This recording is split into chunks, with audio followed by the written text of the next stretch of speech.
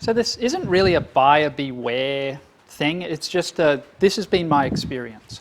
Now, I have friends who have this saw, and they have caned the crap out of them.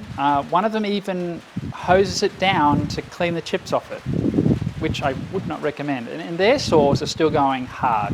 Where this is 2 years old and it's already dead.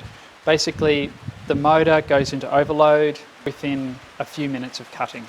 And that's so frustrating because I love this saw. I love the convenience of being able to cut miters on it. It's very accurate, it's quiet, it's lightweight. I've used it on and off job sites. I can just fold it up and carry it on.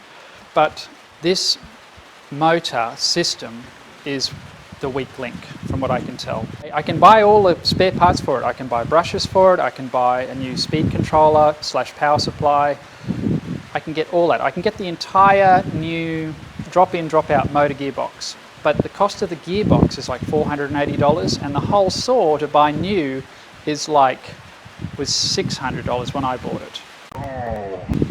I have a lot invested in this saw. I have a lot of spare blades, and my entire cutting station is set up just for this saw. So I just don't know what to do. Part of me wants to Frankenstein fit this head onto that base. I don't know how that would go. The other part of me wants to turn this into a swivel, and I'm thinking that's probably the way I'm going to go. But I've got to make this convenient to cut miters and accurately cut miters, because that's the whole reason why I went with that saw in the first place, is I needed to be able to do accurate, repeatable work. That's what the name of the game is. Accurate, repeatable work. Everyone say it with me. Accurate, repeatable. I'm kidding. Anyway, you're here for the ride. I hope this makes sense. This is the underneath of the saw. So at the moment I need to undo that bolt in order to cut a miter. That's fine when it's on its flimsy sheet metal stand that it had, but if this is going to be sitting on a plate, it means I can't easily get underneath here and undo this and loosen it. So I need a nut that's going to sit in this track that I don't need to get underneath here and touch.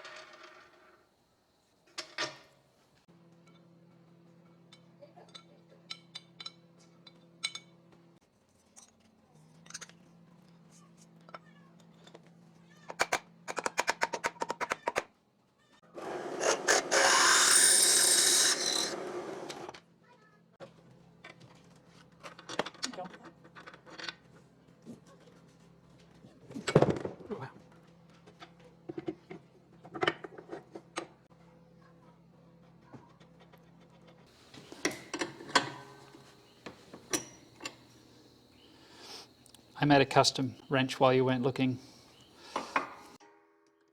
So I realised that there were two different size nuts. So you've heard of drop forge. Well, this one's dropped forge.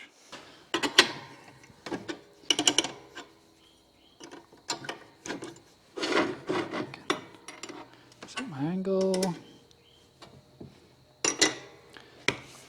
That's pretty good. All right.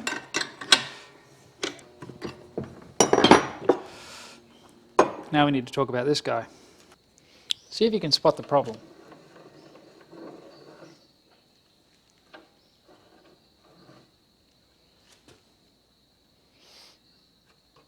That drives me nuts. The solution is actually rather simple. Now,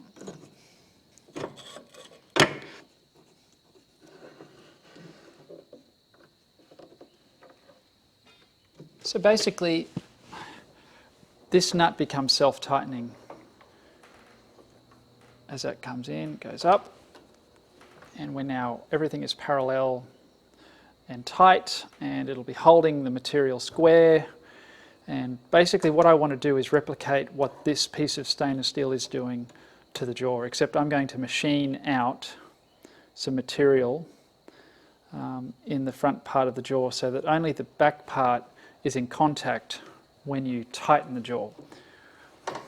And that should do the same thing.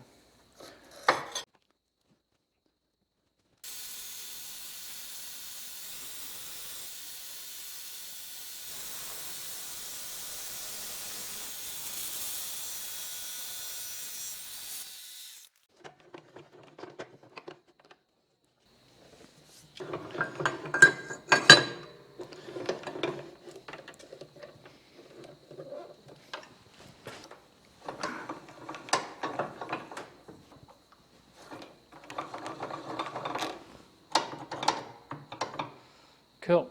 Well, that means I can Loctite that bolt in about that position, and that removes yet another spanner from the job.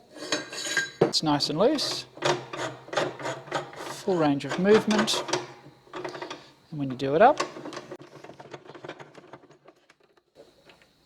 she goes. Brilliant.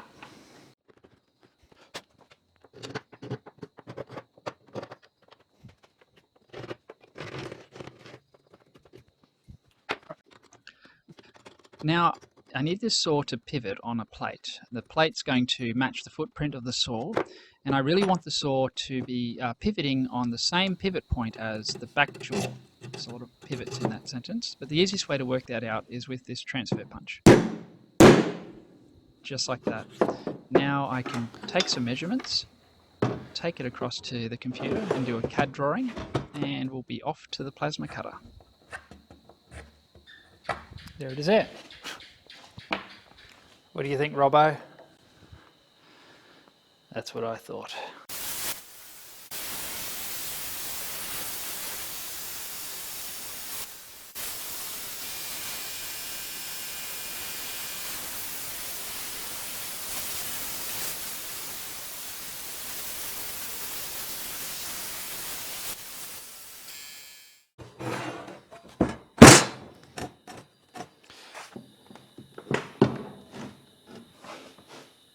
That's it.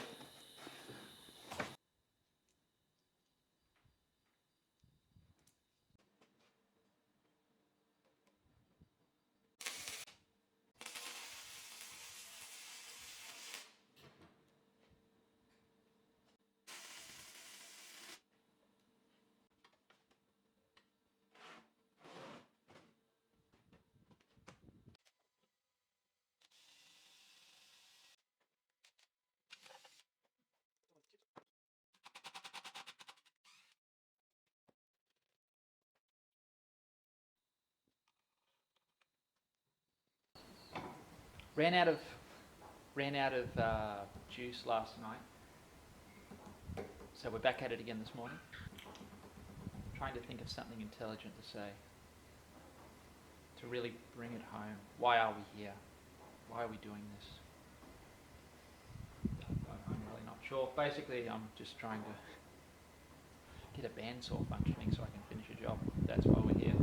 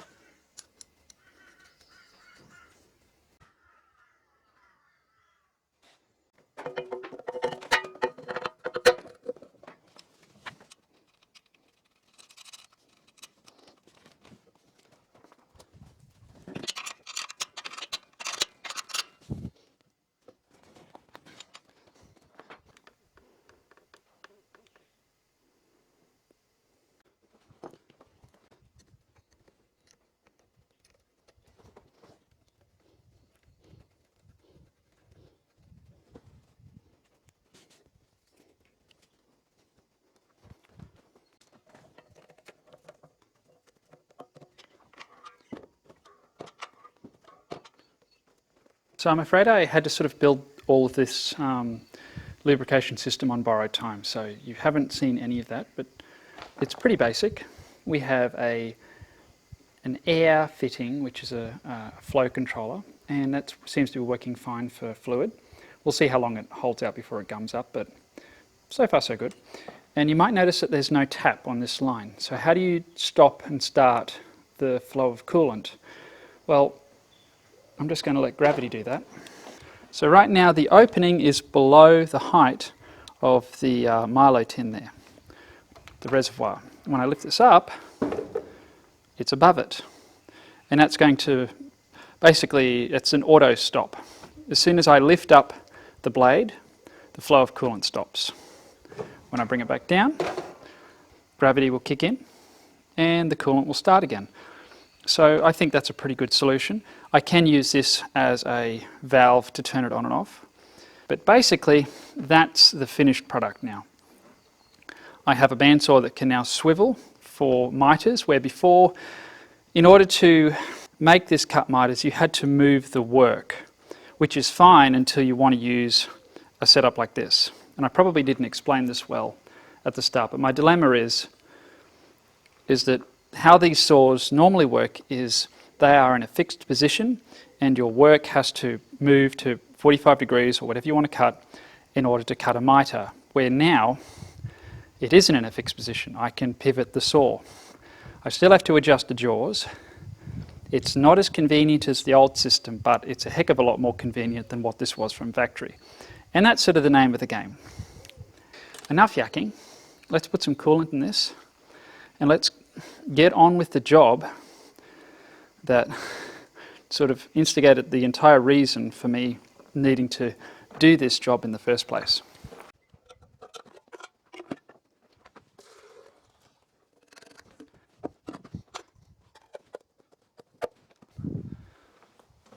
Down.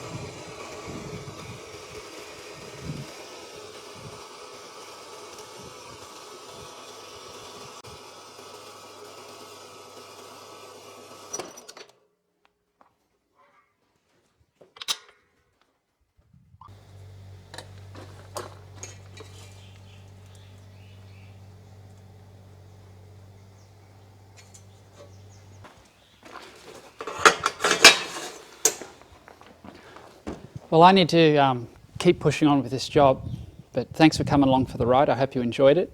Please feel free to do all that cheesy stuff like and subscribe and leave a friendly, nice comment that's not going to keep me up weeping like a small child all night. See you in the next one.